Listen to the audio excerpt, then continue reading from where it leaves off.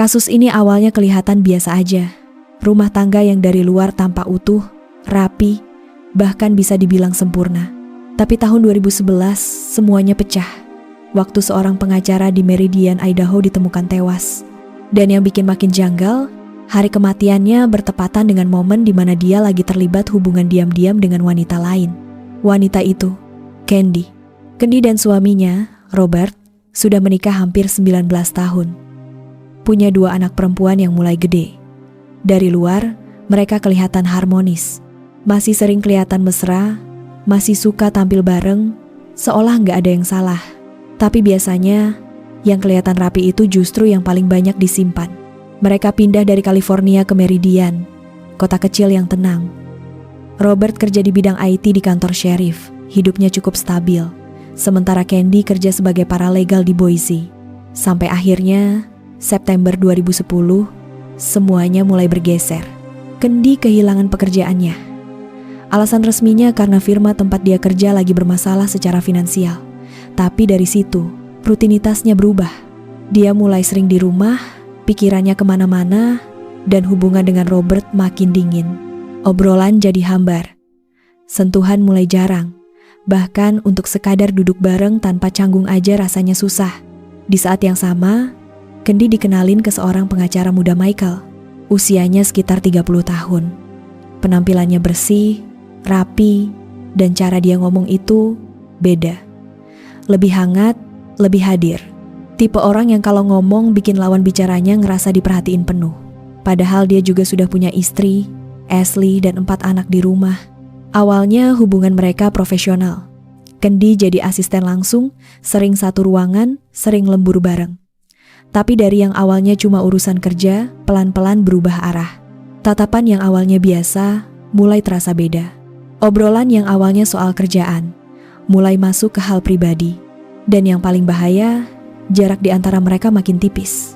Candy yang di rumah merasa diabaikan, di kantor justru dapat perhatian yang dia rindukan.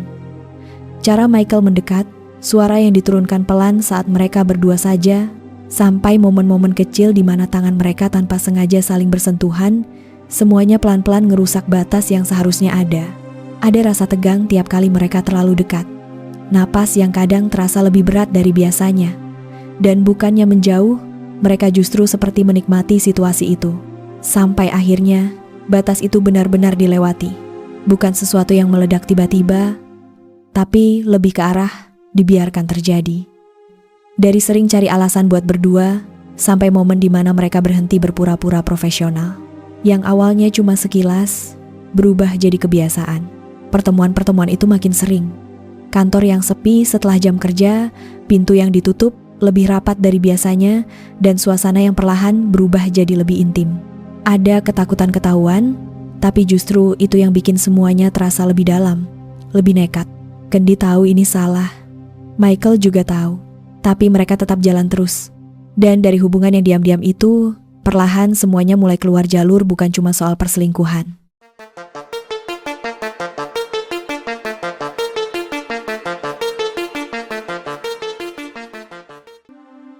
Setelah itu, hubungan mereka makin jauh dari kata sekadar dekat. Candy dan Michael mulai intens komunikasi, bukan lagi soal kerjaan. Email dan SMS yang mereka kirim isinya sudah beda, lebih pribadi, lebih berani, kadang bernada menggoda. Dari yang awalnya cuma saling cari perhatian, berubah jadi saling butuh. Mereka juga makin sering ketemu di luar jam kerja. Biasanya malam hari, dengan alasan lembur, meeting, atau urusan klien. Padahal yang sebenarnya terjadi, mereka cuma cari waktu buat berdua di tempat yang mereka anggap aman. Kadang di mobil, parkir di tempat sepi, kadang di kantor sendiri saat semua orang sudah pulang. Ruangan yang tadinya formal berubah jadi tempat yang terlalu pribadi. Ada jarak yang hilang, ada batas yang sengaja dilanggar berulang kali. Mereka tahu risikonya, tapi justru itu yang bikin hubungan itu terasa makin intens. Walaupun Candy dan Michael berusaha menutupinya rapat-rapat, kenyataannya orang-orang di sekitar mereka mulai sadar. Tatapan, kedekatan yang terlalu sering, sampai kebiasaan mereka yang sering hilang bareng semuanya jadi bahan omongan. Di kantor, itu sudah jadi rahasia umum. Bahkan beberapa klien pun mulai dengar kabarnya. Dan di saat hubungan itu makin dalam, ada satu hal yang justru bikin semuanya terasa makin rumit. Istri Michael, Ashley, sedang hamil anak kelima mereka. Di rumah, Michael makin jarang pulang. Alasannya selalu sama, kerjaan.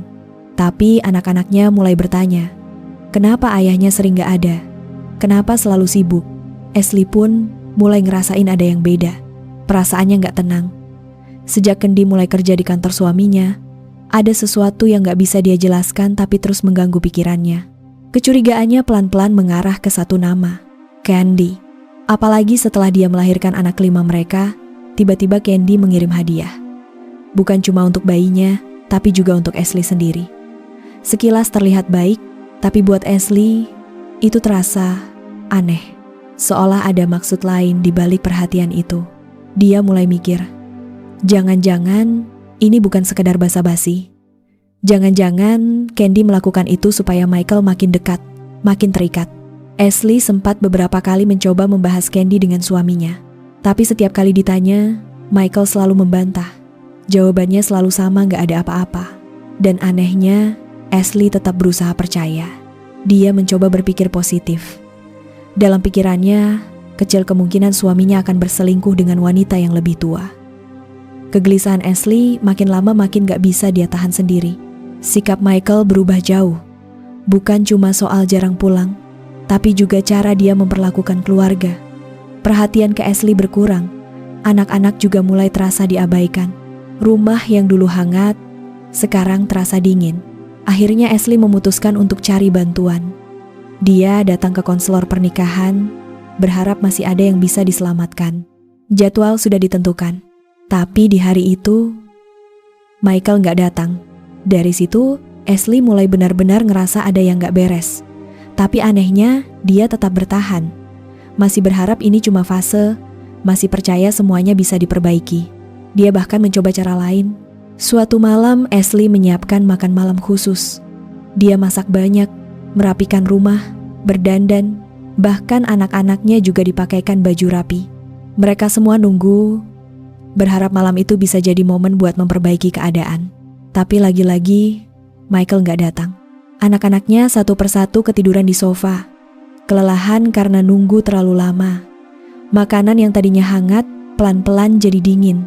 Dan saat Michael akhirnya pulang larut malam, dia bahkan gak menyentuh hidangan itu sedikit pun. Di titik itu, pertengkaran jadi hal yang gak bisa dihindari lagi. Setiap hari, tensi makin naik. Sampai akhirnya, Michael mulai sering pergi dari rumah dengan berbagai alasan. Sampai suatu malam di bulan Maret, dia bilang ke Ashley kalau dia mau ke apotek, merasa badannya gak enak dan butuh obat. Dia keluar sekitar jam 9 malam. Di waktu yang hampir bersamaan, Candy juga bilang ke suaminya kalau dia ada pekerjaan mendadak dari kantor. Malam itu, dua orang ini ternyata menuju tempat yang sama, sebuah apotek. Candy datang lebih dulu, memarkir mobilnya di depan. Gak lama kemudian, dia masuk ke mobil Michael. Dari situ, mereka pergi bareng. Sempat berhenti sebentar di pom bensin, lalu lanjut ke tempat yang lebih sepi. Di sana, mereka menghabiskan waktu berdua. Terlalu larut dalam hubungan yang sudah lama mereka jalani diam-diam. Mereka pikir semuanya aman, gak ada yang tahu. Tapi justru malam itu, semuanya mulai terbuka. Secara kebetulan, Putri Candy sedang lewat di sekitar apotek itu. Dia melihat mobil ibunya terparkir, tapi kosong. Hal kecil yang langsung terasa janggal. Dia kemudian menelepon ayahnya, Robert. Robert yang sudah mulai curiga langsung mencoba menghubungi Candy.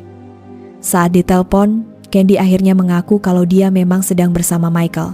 Dan di situ, situasinya langsung berubah. Michael yang panik dan emosi merebut ponsel dari tangan Candy, lalu mulai bicara langsung dengan Robert. Nada suaranya keras, bahkan terdengar seperti ancaman. Telepon itu cukup untuk bikin Robert gak tinggal diam. Dia langsung pergi ke apotek tempat mobil Candy diparkir. Sesampainya di sana, dia turun dan mulai mencari. Masuk ke dalam, melihat sekitar, tapi gak menemukan siapapun. Tapi yang menarik, Robert gak langsung pergi. Dia kembali ke mobilnya, lalu memindahkannya di parkir tepat di sebelah mobil Candy. Posisinya sengaja diatur, Sampai-sampai mobil Candy jadi tertutup dari jangkauan kamera CCTV. Sekitar 17 menit Robert menunggu di dalam mobilnya. Parkiran itu sepi. Lampu redup, suasana dingin. Gak ada yang kelihatan mencurigakan, tapi jelas ada sesuatu yang lagi ditunggu. Gak lama, mobil yang dia kenal masuk. Michael dan Candy turun. Begitu lihat itu, Robert langsung keluar. Jalan cepat mendekat. Jarak mereka langsung dekat, dan situasinya langsung tegang. Gak ada pembukaan. Mereka langsung adu argumen. Nada suara Michael tinggi, cara bicaranya terdengar menekan, bukan menenangkan, malah seperti menantang. Di posisi itu dia tetap terlihat percaya diri seolah gak merasa bersalah. Justru itu yang bikin Robert makin emosi. Perdebatan makin panas. Keduanya sama-sama gak mundur. Candy yang ada di situ mulai merasa situasinya gak aman. Dia memilih menjauh beberapa langkah, berharap semuanya gak makin parah. Tapi dalam beberapa detik semuanya berubah. Terdengar 3 kali tembakan. Suara keras itu langsung memecah suasana. Candy berhenti. Dia menoleh ke arah suara. Di sana, 2 orang sudah tergeletak di tanah, Robert dan Michael. Di dekat mereka ada pistol. Candy langsung mengenali senjata itu yang dulu pernah dia berikan ke suaminya. Situasinya sudah di luar kendali. Dengan tangan gemetar, Candy langsung menghubungi 911. Gak lama polisi dan tim medis datang ke lokasi di depan apotek itu. Mereka mencoba melakukan penanganan secepat mungkin. Tapi untuk Michael, semuanya sudah terlambat.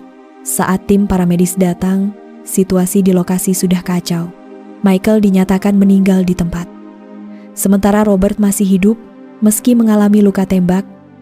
Dia langsung dibawa ke rumah sakit untuk penanganan. Di waktu yang sama, Ashley yang menunggu di rumah akhirnya dapat kabar. Bukan kabar biasa, suaminya meninggal. Dan lebih parahnya lagi, dia meninggal saat bersama wanita lain. Bahkan disebutkan, Michael menghembuskan napas terakhirnya di dekat selingkuhannya sendiri. Di lokasi kejadian, detektif langsung bergerak cepat. Area diamankan, bukti dikumpulkan, saksi dimintai keterangan. Tapi ada satu masalah. CCTV di sana gak menangkap momen penembakan. Dan gak ada saksi lain yang benar-benar melihat kejadian itu secara langsung selain Candy. Di ruang interogasi, Candy mulai dimintai keterangan. Dia cerita kronologi dasar tapi banyak yang ditahan. Dia membantah kalau malam itu ada hubungan khusus. Mengaku cuma kebetulan ketemu di apotek, lalu ngobrol soal masalah rumah tangganya. Dia juga menyangkal punya hubungan dengan Michael. Bilang mereka cuma sebatas atasan dan bawahan. Masalahnya, polisi sudah pegang bukti lain. Rekaman pesan, email, dan SMS yang isinya jelas bukan sekadar obrolan kerja. Dari situ, hubungan mereka sebenarnya sudah kelihatan terang. Candy tetap mencoba bertahan dengan versinya. Dia juga menceritakan soal telepon dari anaknya dan suaminya malam itu. Tentang bagaimana situasi mulai memanas di parkiran. Tapi saat ditanya soal momen penembakan, dia mengaku gak melihat langsung. Dalam keterangannya, dia seperti mengarah ke satu hal, bahwa Michael yang memancing emosi, sampai akhirnya Robert bereaksi. Sementara itu, dari sisi lain, Robert yang dirawat di rumah sakit punya cerita berbeda. Dia mengaku kalau pistol itu sempat direbut oleh Michael. Dan justru Michael yang menembak lebih dulu. Setelah itu, baru dia membalas. 2 versi, 2 cerita yang gak sepenuhnya sama. Setelah kondisinya membaik, Robert akhirnya keluar dari rumah sakit. Gak lama kemudian, dia mulai menghadapi proses hukum. Sidang perdananya pun dimulai. Sidang berjalan beberapa minggu. Dari awal, kasus ini sudah terasa rumit. Bukan karena pelakunya gak jelas, tapi karena momen paling penting detik-detik penembakan gak terekam sama sekali. Gak ada CCTV yang nangkap kejadian itu. Gak ada saksi yang benar-benar melihat langsung.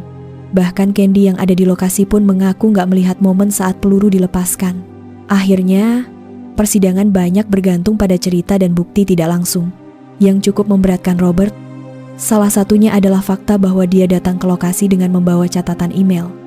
Isinya jelas percakapan panas antara Candy dan Michael. Itu nunjukin kalau Robert sudah tahu soal perselingkuhan itu sebelum kejadian. Artinya, ada kemungkinan dia datang dengan emosi yang sudah memuncak.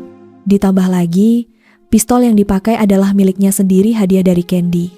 Di sisi lain, Meskipun hubungan terlarang, Candy akhirnya terbongkar. Bahkan sudah berjalan hampir 5 bulan, dia tetap berdiri sebagai saksi yang cenderung meringankan Robert. Dalam keterangannya, Candy mencoba menggambarkan Michael sebagai pihak yang memancing. Dia bilang situasi memanas karena sikap Michael yang arogan dan menekan. Sampai akhirnya Robert terpancing dan menembak. Dia juga tetap menunjukkan dukungan ke suaminya, bahkan menyatakan ingin tetap bersama Robert meskipun jelas risikonya besar. Hukuman panjang sudah di depan mata. Tapi pada titik itu, semuanya sudah terlanjur. Pengadilan akhirnya menjatuhkan putusan. Robert dinyatakan bersalah atas pembunuhan tingkat 2. Dia divonis 30 tahun penjara dengan kemungkinan pembebasan bersyarat setelah menjalani sekitar 18 tahun, sekitar saat usianya menginjak 60 tahun. Kasus ini ternyata nggak berhenti di situ. Di tahun 2012, Candy juga ikut terseret kasus lain. Dia ditangkap dan diadili karena terbukti melakukan pencurian serta penggelapan dana di firma hukum tempat dia pernah bekerja sebelumnya. Dia dijatuhi hukuman 14 tahun penjara dengan syarat minimal menjalani 2 tahun sebelum bisa mengajukan pembebasan bersyarat. Akhirnya, Candy keluar dari penjara pada Juni 2014, tapi masih harus menjalani masa pembebasan bersyarat hingga 2026. Sementara itu, Ashley harus melanjutkan hidupnya sendiri. Dengan 5 anak yang harus dia besarkan, dia pelan-pelan bangkit. Di tengah semua yang terjadi, dia akhirnya menikah lagi dengan pria bernama Scott. Dari situ, hidupnya mulai kembali stabil. Dan kalau dilihat dari awal sampai akhir, ini bukan cuma soal perselingkuhan, tapi soal keputusan-keputusan kecil yang dibiarkan berjalan terlalu jauh, sampai akhirnya berujung pada satu malam yang gak bisa ditarik kembali. Terima kasih sudah menyimak sampai akhir.